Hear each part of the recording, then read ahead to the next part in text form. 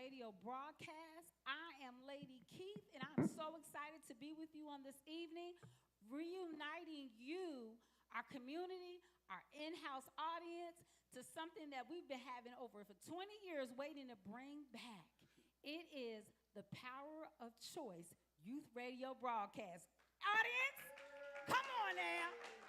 Woo! 20 years in the making. This youth radio broadcast was groundbreaking in its design and the things that we covered back in that day. And I'm so excited to see these young, old people behind me. Amen. Because they my young people, but now they old. Amen. So we're going to first introduce you to them. But let me give you a little housekeeping first. Okay? So, housekeeping is we're a hybrid show right now, meaning that we have a live audience that's you in the house. Amen? Live audience? You know what to do? Okay. And then we have an audience that's streaming with us right now via our Facebook or our YouTube platform. So now, if you are watching with us right now, I want you to do us a favor. I want you to share this stream to your page. I want you to invite your children, your children's children, your neighbor's children, their friends, and their friends' friends, and maybe some of your friends from work, maybe some people that you don't get along with. I want you to invite everybody because you're going to learn something, you're going to be inspired, and I guarantee you that you're going to leave with some food for thought, okay? So that's the first thing. Even our in-house audience, I want you to do that. Second, we're going to invite questions and shout-outs. If you remember our show, before we had streaming and these other platforms, we would have people call in. We were on the local radio show, and we would be live. And you had no idea about the hysteria that happened in the room when we were live. So now you get to see our panelists.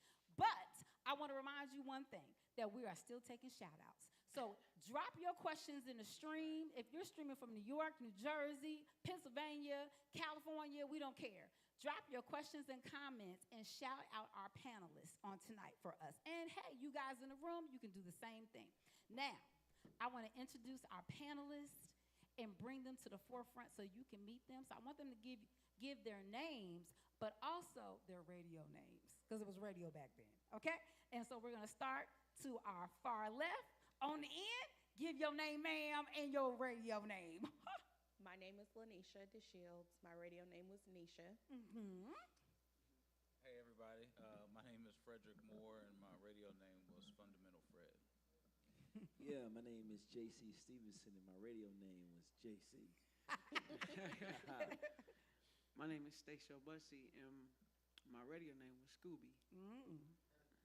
My name is Lavelle White, and my radio name was Text Message. Okay, so now you got people wondering where we get these names from and why. I don't know about that. So let's start with Fundamental Fred. You gave me my name. I did? You did. Why? And the reason was you said, I'll still remember it, we're going to call you Fundamental Fred because you like to break things down to the fundamental level. I was like, well, you did. Yeah. You did. You took us to school. Yeah, so that's how it kind of stuck with me. So, yeah. Mm-hmm. Anybody else? I got my name Text Message because I always would come in with random comments in the middle of the conversation when we was back in the radio back in the day. My friend Joe Vaughn and Fred, they actually gave me the name Text Message. They were like, message. And so that's how I came about Text Message back in the day. Okay. All right. So Scooby, I think, had her name in the community, right? So you just came with Scooby. I did. You did, and we just ran with that one. And JC came with JC. He's like, I don't need no name. You don't need no name. You already know who I am. I'm going to just be JC. It's going to be me. He's still the same. And that's really about what the Power of Choice youth broadcast was about, right? And we were kind of talking about that before we got on air, that the Power of Choice was really a platform for young people to be able to understand the power of communication, and that we wanted to hear their voices and accept their voices, whatever it was. And that kind of rolls into our topics that we had weekly, the research that you guys had to do. And I'm so excited for you guys to get into question number 1.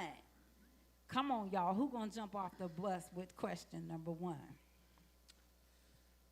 Stroll down memory lane. So back when I I think I started with Power of Choice when I was, I want to say, a freshman or a sophomore in high school. So I think it started around 2001 or 2002, and it was me, JC, Doran, Misty.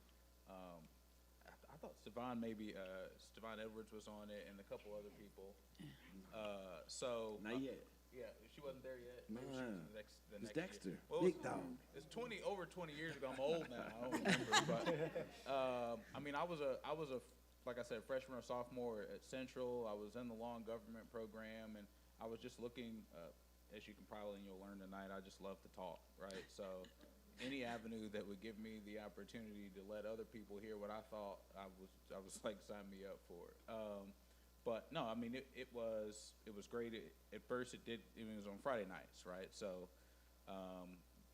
it was during football and basketball games, but originally it kind of seemed like a chore, but it did become fun for me, right? It was like a team, it was a family. We all got to go on different trips to places and interview different people, and then it exposed me to things that I probably otherwise wouldn't have been exposed to, and given me opportunities, right? Because who else gets to talk on the radio show when they're 14, 15 years old, right? That in of itself was a blessing. So that's kind of where I was. I thought I was probably way cooler than I actually was, but it was a really fun time for me. No bills, no responsibilities. Oh man, Definitely Couldn't no pass bills. that. whew, that's a good memory. lane. Definitely no What about bills. you, JC? Because you were with me when it first you Yeah. when it first started. Yeah, when it first started. So I think you're right. 2001. I think I was a junior, so I was here for my junior and senior year of high school, and I've been a part of Refuge my entire life. So for me, I think that it was really cool to transition from simply being a consumer, because that's all I was at the time as a child. I just consumed, to finally being able to have a voice to actually put something out. Now, a lot like you, Fred, I love to talk. And if I can remember correctly, it was like me and Doran was the two that they always had to be like, hey, you got to wrap it up, because we got to get to commercials. And so I think for me, though, being able to speak on this platform and being able to say what I had learned really was cool. And so when I think about, for me, I think the most pivotal moment for me was that inaugural moment. The first time we all met, it was probably, it is not as glamorous as I think of it now, but just the fact that it all came together. That we had a church that believed in the young people, that were willing to invest in us. And, as we were talking before we came on air, the idea of really what was the return on the investment. It's like this was not going to be that thing that was going to bring in any wonderful amounts of money to help fund all the amazing things that the church was doing at the time. And it really was one of those things that was saying that we believe more in you as a person than what you can bring to us. And so for me, being able to speak, being able to share my perspective, and being able to hear people's response back, I think that it was really this incorruptible seed that was being implanted into me that I think is what has made me who I am today. Mm-hmm. And it is something that I think I continue to be able to kind of proliferate down to my children and hopefully generations to come. So yeah, I mean, this was an amazing opportunity to be a part of, and now look at us, 25 years later, we're here together. Yeah. Come on. Yeah. So really, I'm gonna use terms that that I have now that I didn't have back then, but I was in a different space. I was at the time where I kind of was understanding that I was different. Other kids wanted to do a lot of different things, and I was like, that doesn't really feel cool to me on Friday nights anyway. But it was what I would call, for me, I think at a pivotal point in my life where I was kind of becoming, I was kind of recognizing, kind of forming a relationship with God. And not that I didn't have one, but like it was starting to become more personal. and I started to be more peculiar. And I think I shared this earlier. I think at 15 years old, I knew I was called to preach, or I was called to do ministry in some way. I had a lot of questions about a lot of stuff, about God, about everything, and I didn't have the outlet really to have that. For a while, I didn't have that outlet, and so the language now would be, I believe, the power of choice. The broadcast was more than that. It was a safe space to be peculiar.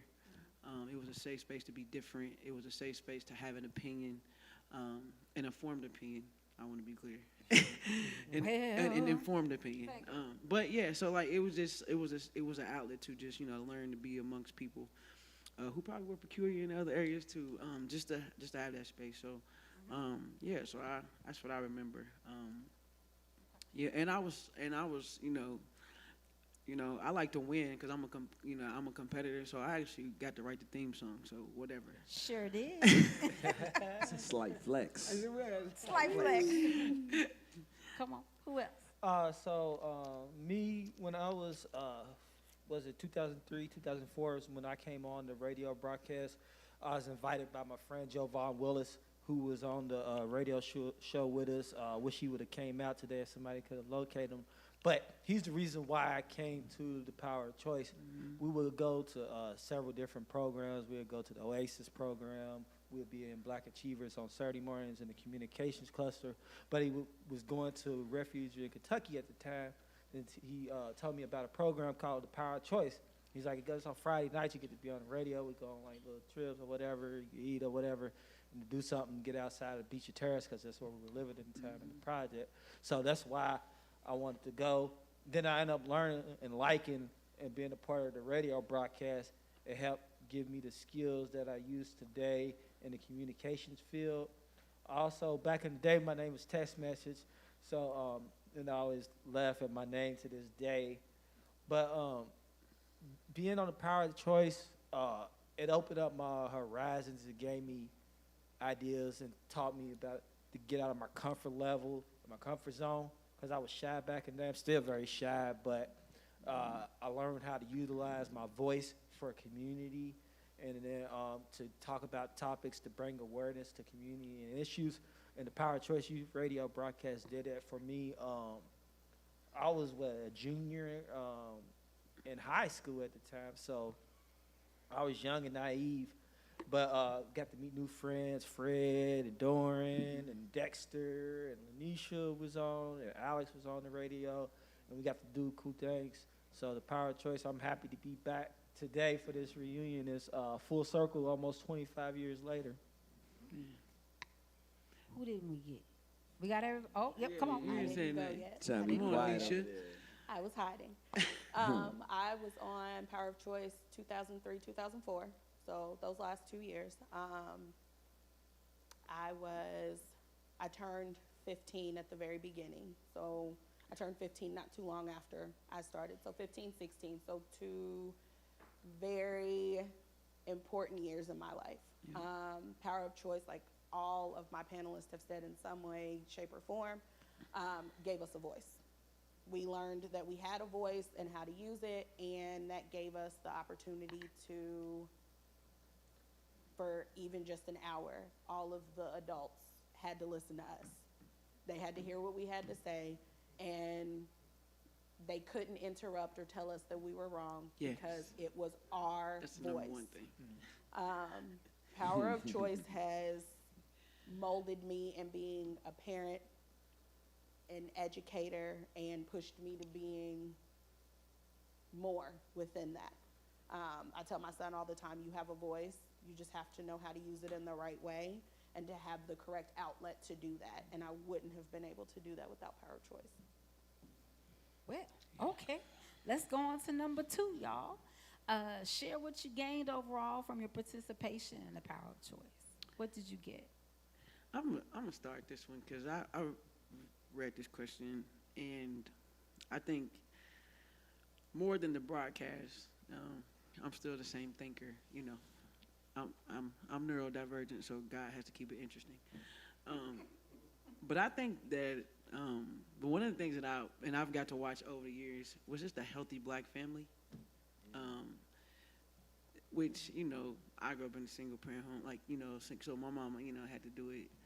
We got church family and stuff like that, but to, watch, you and an elder, I'm gonna say elder, but just to watch like you all be a fan, like that was, I think I loved that, like doing, everybody, like just, I think I absolutely adored just the fact that you all were family, and then y'all made us family, right? Y'all was also, we are still family today, but I don't ever want to skip over that, like that we don't get a lot of healthy examples in the Black community of solid families, no scandal, I can go on about that, but I'm saying, just a healthy family, and the way that your kids like also lived out like this, like where you gave your kids opinion, where sometimes in my house at opinion, but I'm so I did want to share that, but I just overall like I had a chance just to be me, establish that voice, and actually I was when I became comfortable with my voice, because it just is the way it is. Sometimes people, I used to get teased a lot. Even women in church when I was singing would be like, "You need to sing higher." I'm like, "This is what I got." So it just allowed. I heard my voice. Like we used to hate hearing myself talk. At that, like I had a lot of self issues. Now that I think, but like I learned to talk. I learned to speak. I used to have a stuttering problem, and I don't know if you remember, but you was like, "No, come on," and we went over things, and so I was able to kind of learn how to articulate my opinion, not just to hold it in, and I didn't want to stutter on the radio, so I would practice. But yeah, so it's just like being able to, just to be me, just to have that space, to see, to see a healthy Black family, but also just to appreciate my voice and then have to hear it back on the song playing, like all those things, like it just to have to hear it back to myself, and so I just made me comfortable with being able to speak, but also just being comfortable hearing myself. So yeah. I like that. Come on. What you got? Oh, yeah. Well, we were talking earlier about kind of skills that we got during the broadcast, and I mentioned, and I really believe, I don't know how really good I was at the skills at the time, but learning to be a good listener, I think, is where it started. Kind of what I do now, and starting back then, like interviewing people, listening cuts out a lot of the work for you, right? No matter what you're doing. If you're telling a story, if you're trying to convey a message, you have to be able to listen, right? You have to be able to receive whatever it is someone is giving you, not necessarily fight back on it, but process it and then kind of lead them along. And this was an early start for me, especially when we were talking amongst one another, right, as a team, listening to what my fellow co-hosts were saying, and being able to sort of add to that, or if we're maybe in a position where we're maybe debating, push back a little, but in a meaningful way.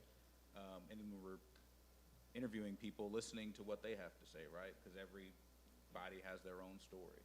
And if you're trying to get someone's story, you have to be able to hear what they're saying about, interviewing text messages talking about Beach of Terrace and like why he wanted to get away on a Friday. Why is that important, right? Being able to process that. And it's important now because, like, as I said earlier, it kind of, if you're a good listener, it cuts out a lot of the work. It cuts out, so people always say, well, you didn't hear me, and I didn't hear you, right? But, you have to work on it yourself. It's kind of an introspective thing, so I didn't have it completely when I was 14, 15 years old, but I think this taught me that I had to develop it, right? So that was one of the many skills that this opportunity sort of gave me. Yeah, I love that. Anisha, we was talking about this earlier. The beauty of that's me. I gotta chime in. You know what I'm saying? Yeah, that's me. It's the hat. I think one of the things that we were talking about earlier, and I would say, and I would love to hear you say it again, add on to it. But for me, I think it gave me a space in the church. If you think about it, kind of historically, young people did not have a place in church. Like your job in church was essentially sit down and shut up. Don't be loud. Be seen and not heard. Not heard. Exactly. Be seen and not heard. And I think that for Lady T and putting this all together for us, I think what you did is, one, you were ahead of your time, right? And I think you understood the importance of young people feeling like they have a place in the church. Because quite often what happens is young people grow up in church because their parents make them, and then the minute they have their freedom, they're out because they don't see a space. And then they generally come back later and go, well, I see my space there. And unless you have a unique skill or a talent like singing or playing an instrument, you go, well, what am I here for? And I think what you created in this space was there's another way for you to be able to utilize what you have for the kingdom, and you can do it in a fun way, because I do remember this being extremely fun. I remember us enjoying the time that we had together and forging friendships. Even though, Fred and I, we haven't talked in many, many years, even seeing you again, it's like, man, I still remember us as young. And so there's this, we were still young. What are you right now? It's not a lot of hair ago. Right? But I think that is what, if I would say there was an overall takeaway, is it allowed me to realize that there is something for me to do in the kingdom. And this was long before I had the title as pastor. I was just a young disciple, a young follower of Christ, and I was able to find my spot. And I think that if we see this happen more often in other churches, and if we see this happening in other situations, that we will see that young people will have a reason, and it'll give them an anchor to stay, because they'll realize that, again, I'm not just a consumer anymore. Now I get to actually participate. That is definitely where, for me, that was my turning point. I questioned a lot, like, my relationship with God, where I fit in church, because for so long, like I said, we were to be seen and not heard. So and I will say this about any opportunity that has come to me dealing with ministry and in the church, whenever someone approached me with something, I was like, I don't know. So even at that time, I was like, I don't know if I'm gonna like it. But in true Lady Tiffany form, yeah, she made you like she made me do it. like it. She made me like it, and she also gave me the push. They want to hear you better. I think they want to hear the you. mic. There you go. Boom. She gave me the push and the true understanding behind all of the research that she made us do. Yes, research. That we did not want to do. That we tried everything in our power to get out of doing. But she gave me that power of research. And now, before I engage in any heated conversations, I do my research. So when I come back for those conversations, I can come with educated responses. Guns blazing. Yes. Now, first of all, He said. Okay, 2. All right, yeah. So, what I gained when I was on the Power Choice Youth Radio broadcast was self-confidence. Also, to meet new people. I came into a new space. Was Refuge in Kentucky was a new space for me. I grew up in a Baptist church, Little Flock Baptist Church. So coming over to Refuge and experience that type of culture and seeing the differences and meeting new people while we was in high school was very eye-opening for me, and it gave me appreciation to respect others, to listen to other people, and to be a good listener. Like Fred was saying earlier, being able to listen and then be able to translate what someone was saying and feel that and appreciate that conversation was very valuable to me. That's why I like listening and creating and telling stories to this day, because of that. That's why I found the love for being out there speaking for the voiceless, telling stories, and getting the word out, whatever platform it may be. Well, thank you. We're going to move to number 3, because I'm sure our listeners, our watchers, our viewers want to know now this important question. So I don't want y'all to hold back on this one, okay? I want you to give the full hold back? You said I don't hold want you. I don't want you. No, she doesn't want us to. I don't want you to. So I want you to introduce the listeners to who you are now. Like, your education, where you been, what you're doing, what's your position, what's your passion, what's your family life. I want you to talk to the people. I'll Come on. start this one off so then y'all don't look at me at the end. I am a mother first. I have 2 boys. I have a 15-year-old who'll be 16 in February, and then I have a 4, almost 5-year-old. He will be 5 at the end of October. So huge age gap. I definitely started over, but I did it on my own terms. I am currently going to school it's a double major. It's early childhood education, special education, because for me, I feel like all kids need that extra attention, that extra love. But I feel like the special education kiddos get overlooked because everybody just looks at them like if you just sit them in a corner, they're okay. And if you get them early enough, they develop those skills and that push. And I feel like the earlier you get to them, the more they remember and the bigger impact that you make on them. Okay. Now we just go. We'll go in order? Yeah, All let's right. go in order. So I'm 37 now.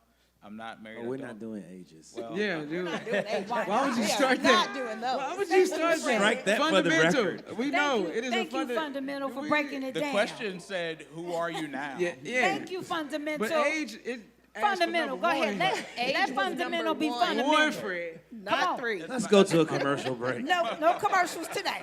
Come on, We were Fundamental. a power of choice youth.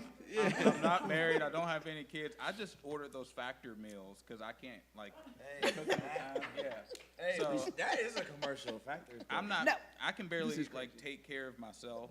I An understand. actual other human being.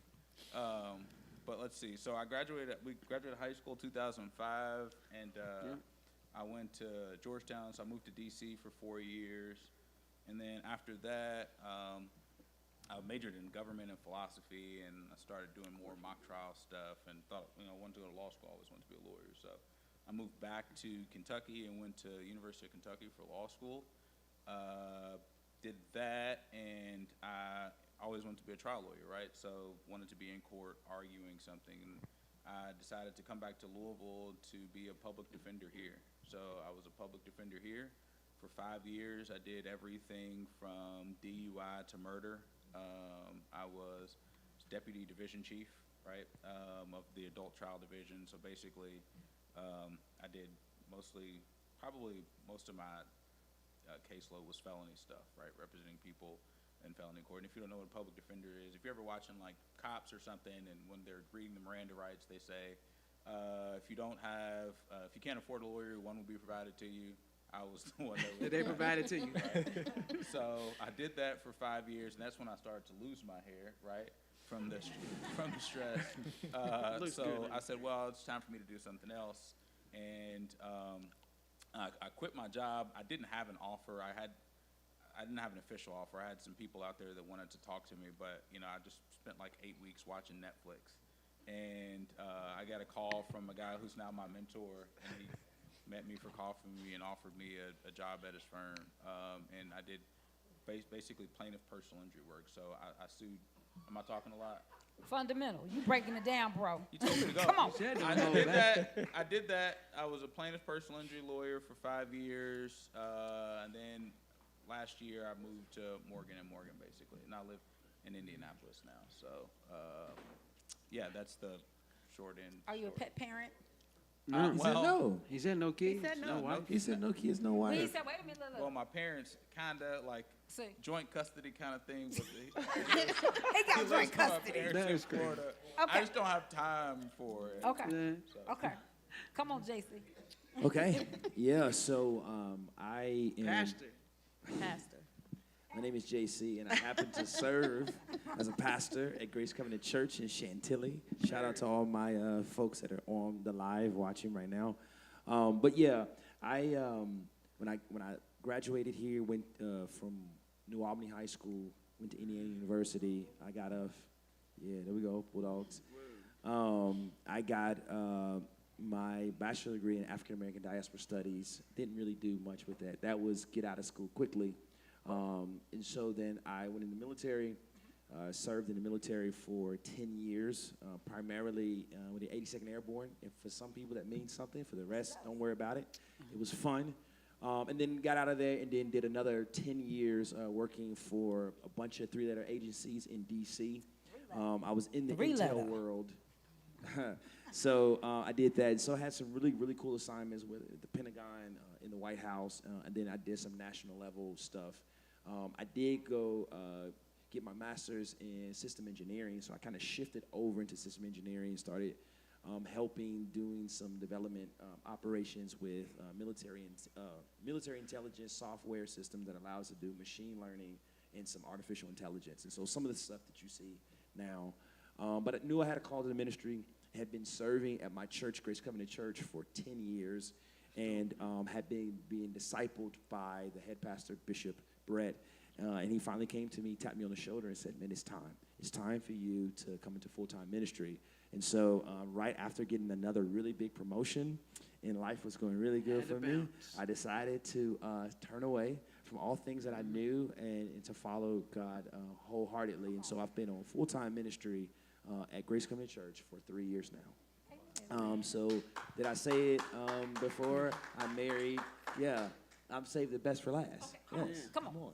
And so if you turn your attention to the screen, there's my wife. No. But you look. I got it. I did. So married, we've been married for 10 years, Yeah. 10 years now, and I have 2 children. I have, my son is 10, and my daughter is 4. And say again? You're a pet parent. And yes, and I have a Rottweiler that is 135 pounds. I also have a bunch of fish, but we can talk about that later. We're going And to talk I about mean that a way bunch. later. Way later. Mm-hmm. Okay. I've been told by our logistics crew to make sure we talk in the mic. Next up, Scooby. Nowadays I'm kind of like you, so it depends on where you at. But most people now say, "Pastor, stay show busy." Mm-hmm. Graduated from? Kentucky State University first. You graduated from Central, didn't you? Yeah, First? of course. Thank you. I didn't even know it was Central. other high schools. Okay. Okay. Yeah, Central, I'm sorry, Kentucky State. Come on. So it's Central, Kentucky State University, then IUS Southeast, then Louisville Presbyterian, Yes. Theological Seminary, where I was able to reconnect. Yes. I'm now getting my PhD. At. I know that's I ain't really trying to get all super spiritual, but God is good. Yes, He is. Because I wasn't really supposed to make it out of high school.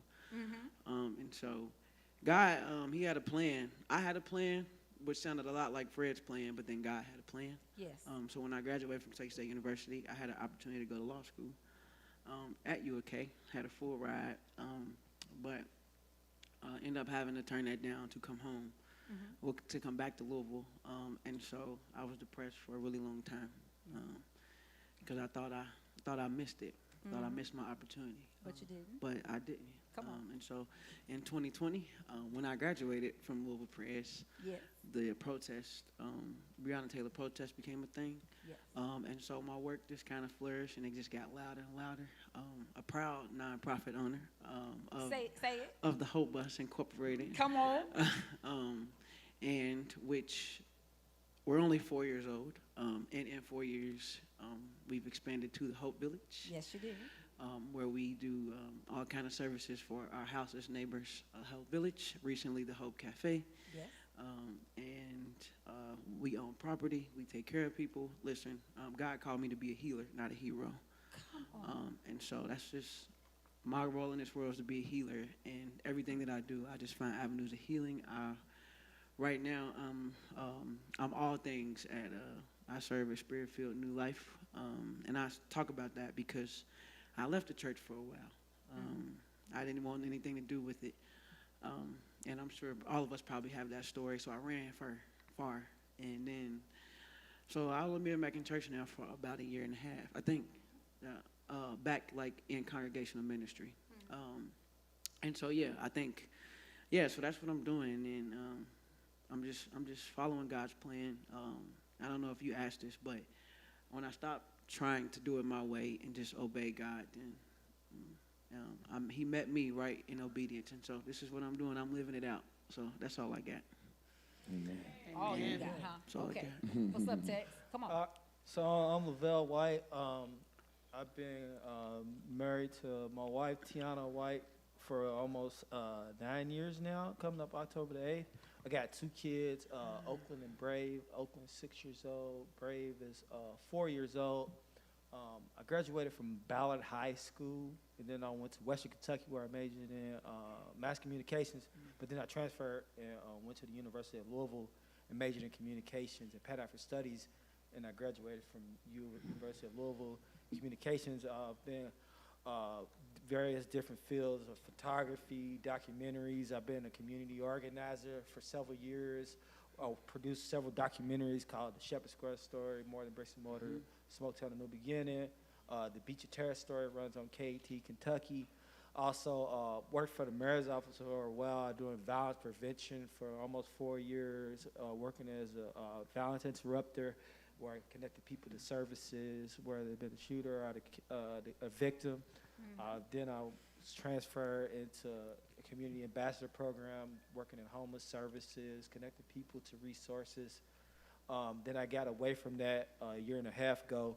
I'm working for Metro Government, the Parks and Recreations at Jefferson Memorial Forest, where I do community outreach and engagement, teach environmental education to children, getting folks involved in nature and bringing it. Jefferson Memorial is the largest municipally owned forest in the nation, and it's right here in Fairdale. So I'll get children and teaching them about the importance of nature and how it affects you day-to-day life. Get out there, to get away from your phones. So I'm spreading that message today.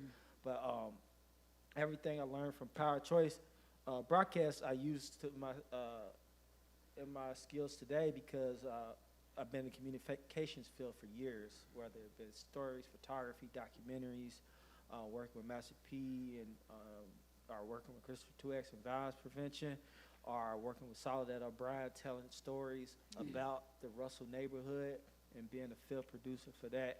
All that relates back to Power Choice days again. Okay, so I'm gonna do what I do. I always interrupt and I redirect. You ready for it? Okay, so for our online audience, I want you to reflect back on what they've showed you or what they've told you about them and their career and what they're doing. And there's a connection, if you didn't pick it up, there's a connection between what all of them are doing or has done. So I want y'all to put in the live stream what you think the connection is in their employment and what they've done and where they're going. Okay, so now we're going to move to the next question, the final question, because I can't wait to get to this one. You know, I've been waiting on this one. All right, so it says, share a concern for what is happening in the world now that is of importance to you and why. And I can't wait to hear. We're going to start over here. Oh, I think I'm going to start with fundamental. I think I am. Come on, fundamental. I knew it. What? You knew it. I got to go there first. I think there's an increasingly, I guess, distrust in institutions, right? Whether they're political, governmental, religious, distrust in institutions. And you can honestly argue what those reasons are, and all of them all of them are valid. But the concern is once there's a distrust in institutions, those institutions crumble and fail, right? And then once that happens, there's no structure in place for rules or really for people to live amicably in society with one another. So, I learned that. Just, I'm not gonna break it down to fundamental, it takes long, but when I was a public defender, right? So, an overwhelming majority of the people in the jail look like me, right? There's a lack of resources west of 9th Street. Like, why is it that that's the case, right? And it's been that way for a long time. When people don't believe in the criminal justice system or the political system or anything like that, stuff begins to fall and crumble. So that's the concern, right? When I'm talking to jurors or regular people, and what I've learned as a remedy and what I try to do is I don't really trust the institutions, right? I don't trust the government. I trust people, right? I trust, my client. I trust the judge that's elected. I trust jurors. I trust, individual people. I think that that's where I take my message of to what's right and what's wrong. So that's the concern that I have is the distrust in institutions that's growing and growing and growing and growing. And I guess the solution would be, because I never have one of the things you taught us is never bring up a problem if you're not going to maybe bring a solution. So the solution isn't really to not necessarily trust the institutions, but to trust the people. Okay. Who's next? Come on. I can Share go concerns. next. Come on. For me, my biggest concern and things that are going on now would be all the violence that's going on between kids. And I say kids because a lot of them are our youth. And a lot of it is because they've lost their outlets. They've lost their safe things to be able to do. And being a parent and having children, one of which that falls in that age group, that is something that scares me, because I feel like a long time ago, parents stopped being parents and they started being friends.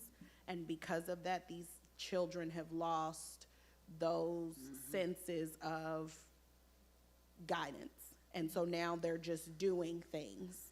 And those things are causing parents to lose children to lose their parents at the hand of senseless violence.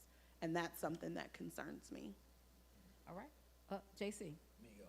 So I would say one thing that I find is most challenging and is very pervasive in our culture is what I like to refer to as an identity crisis. We live in a world where people are trying to find their identity, and they're looking all of the places other than to the one who created them. And so whether you find it in identifying themselves based off of something they're watching on social media, or things that are being said to them, or trying to find it in culture, it is really unfortunate, because when that becomes the thing that drives you, then you understand that things change around us too much. And so if I'm trying to create my identity in something that is ever changing, then that means now my identity is ever changing, and I never really feel like I have a sure footing. And so I see this manifest itself a lot in the high schools. I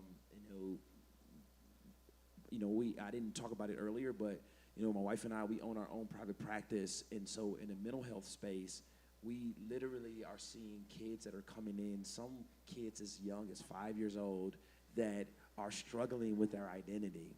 And it's challenging because you can't just write it off and go, well, hey, get out of here, because that thing is just growing into something bigger and bigger. And so for me, it is, we have to help people see their identity, and to give the answer. The quick answer is point them back to the one who created them, and let it start there, and everything else comes from there. Okay. School. I think it's a loaded question.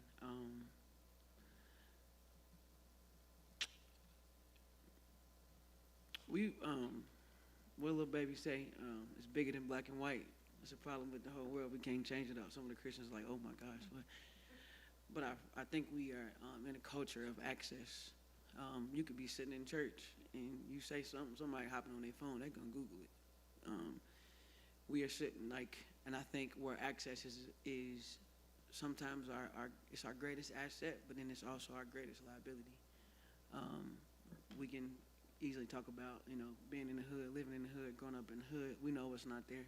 We know what's not there. We understand schools. We understand education. We understand all that. That stuff is not new. It's just more visible.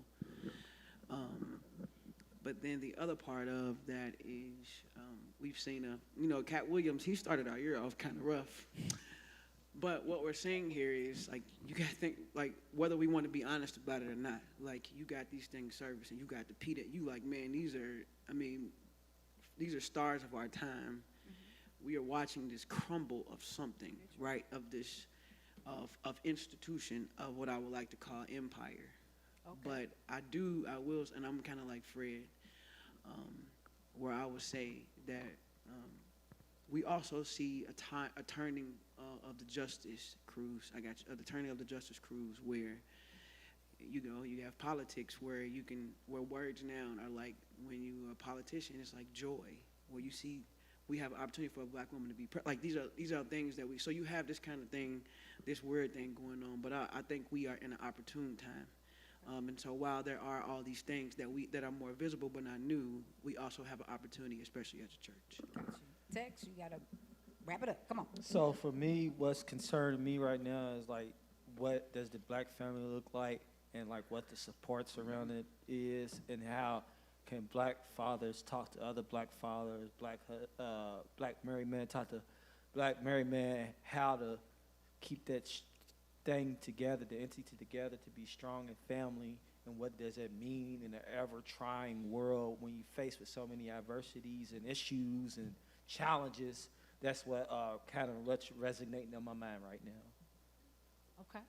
And so I'm going to wrap it up for our online people. So the question was, what did everybody have in common with their positions and jobs? And I think somebody's mother was the first one who said it. I'm looking at you, Fundamental Fred. She said community involvement and giving back. All of them are working within the community. They're all working towards that. She was the first one to say it. It kept rolling in, though. Yeah. So there is a theme that you guys have of working in the community and trying to make it better, trying to make an impact. And that's really what the Power of Choice was all about, trying to make things better. Amen? Through individuals, right? So when we see one person, we often say one person can't change anything, but you absolutely can. You all got the message and the power of choosing your direction and being led. And we all get off course, right? We all get off course at some point, but then we just come right on back around again. And so we're almost at the end of our broadcast. We got about 8 minutes or so. I had our timer over here counting us down, and we've got so much more to delve into.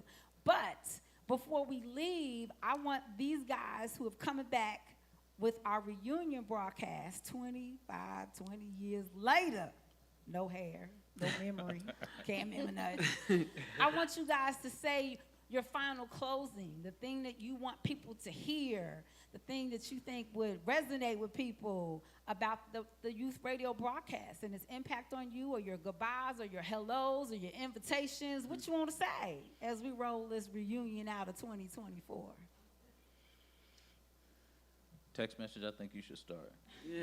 All right. You so ain't started me, one all day, yeah. What I think about the Power Choice broadcast and what it means to me and how it can resonate for future generations moving forward is to get teens, get young adults engaged to speak on the righteous things, the right things, the things that mean something to them, to give them a voice and let them take over something like this for the next future generation. That's what I like to say. School.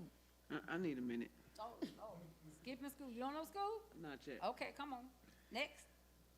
I would say that when we trust in God and we really believe what we read about in the Bible, then you can realize that young people like us that were just kids, that were, probably headaches a lot of times,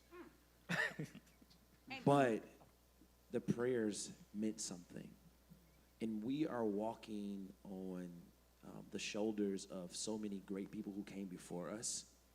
And so we're not here because we are great. We're here because he is great. And if he could do it in us, the last time I checked, he's the same God yesterday, today, and forevermore. So there's somebody who is the younger version of us right now that is being overlooked because they're acting probably crazy. And if you would be willing to pour into them the same way, then 25 years later from this point, they'll be sitting in the same place and we'll be hearing their testimony. Come on, Fundamental. Oh, audience came alive. Fundamental. Yeah, I mean, it's tough to follow that. I'll just say, look, the Power of Choice, it mattered to me. I think it mattered to everyone up here. I think it mattered to the people whose lives we've touched. And I think, I know it'd be a challenge probably now kind of given, but I think that we could create that same thing now, right? I think that the community needs it. I think there's a space for it. I think that there are people that would be willing to do it. And like I said, like he said, look at what God's done in our lives, right? If anyone can just see what He's done for me and then believe in themselves, like, oh, well, if I know if He did it for fundamental, then I know He's got me. You know what I mean? So, but that matters, right? And I learned this at Central, like seeing other people that look like you, that walk in your path, that believe what you believe, seeing them being able to reach the goals that you want to reach is very, very powerful, and it's reassuring. So I do think it's important. I think that it could, the message kind of given today's reach that we have with Instagram Live and Facebook Live, it could reach even more people. So I would encourage anyone listening, if they're interested, call Sister Tiffany. She may be interested in. She might pull it back Y'all down. just made a commercial. We did. We did. We'll put I her email agree. in.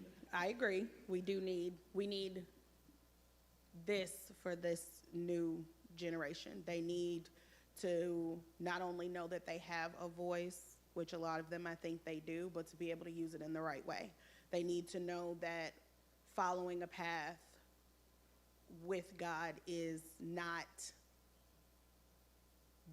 wrong. It's not different. It's not going to make them an outcast to their friends, but give them those leadership skills. And I think if we poured into them the way that we were poured into, prayed over them and pray for them the way we were prayed over and prayed for, more of them would step out of that shell of, I'm not going to say anything because nobody's listening. We're proof that somebody listened. I forgot one thing, and he keeps walking back and forth, but to say something, that I've been the assistant band director at Central High School for the last 15 years. This is my last year, though. I'm hanging it up, me and the band director, so I'm sorry, BJ, where I just saw him. He's like me. But I will say that there's no time like the present to do prophetic work. And prophetic work, it just means to simply stand in the gap for those who cannot stand in the gap for themselves. The church is the most powerful, most informed institution in the black community. If you go to the hood, you're gonna find liquor stores and churches, people like Jesus and liquor. But it's just really what it's true. So it's no time like the present for the church to own its role. And half of that role is to do what Fred said. If you listen, it will cut out half of the work that we have to do. So we need these spaces. We need spaces for peculiar voices. There's room for our kids to be content creators in our churches. They do it all well. So there's room for the church to open these doors. And the last thing I'll say is that there's a remnant rising. And just because they don't dress like you, walk like you, talk like you, look like you, think like you, doesn't mean that they're still not rising. God is not calling them up to lead an army and to be a part of the army that's going to shake up this world. So that's what I got. Amen. Okay. Of the world. And so we got a minute, and you kind of free versed it earlier. Did I? Can you free verse our intro? It's the power of choice. Come on and use your voice. Open your mouth and let the words come out. That's all I got. I do know, like, it's the power of choice. Yes. It's the power of choice. Yes. It's the power of choice. Everybody say it with me. Yes. It's the power of choice. Well, we're at the end of this portion of our broadcast, and I just want to thank all of our online viewers for just rocking with us for this 50 minutes. I think it has been such a blessing to hear what y'all? Nothing. What they have been doing and just how they were influenced 20-some years ago. And they're still using the wisdom or the information that they were given. You don't get off scot-free, though. Why? What do you Because, hold up, though. First of all, shout out to Miss Tiffany. Right. Come on, man. Right. These are facts. What have you been doing for the last 25 right. years? You know, Right. but I think you should say something about what you've been doing because you have an incredible accomplishment, you know, that you just graduated, did some cool stuff. No, but whatever. I'm going to let you do it. So this is the power of choice. Use the radio broadcast. I think you should give us a little bit, though. Just a little bit? Yes, Yes. you Okay, got it. let's go. Okay. Your work is so important Okay. right now. Come on. So you got Okay, to. I got it. What, how long? Okay. So, let's see. Power of Choice Youth Radio Broadcast was the brainchild back years ago, I think, bishop was like, they need something, they need a voice, get out there and do it and give them some, And so just being obedient and just following the man of God, didn't see it, didn't understand it. But now I can reflect back and how the Lord was really instrumental, right? And so sometimes coming up with stuff with y'all and just rocking with y'all, like I said earlier, every Friday from September until May.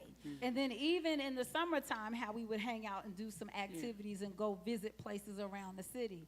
And it was a blessing. It helped me get insight on the young people and that you do have a voice. And there's so much more in you. You just got to be open to it, right? So where did that lead me? Oh, my Lord. Yeah, this is the most important word. This is not the most important part. It is. It's not. I mean, I took many positions listening to the Lord and how I garnered a lot of skills and a lot of access to rooms and spaces and places, just being obedient and wanting the Lord to use me. And then eventually going from Child Protective Services, going back for my master's degree in marriage and family therapy. Never too late. And now I own my own private practice here in the city. Yeah. Amen. What do you own your private practice?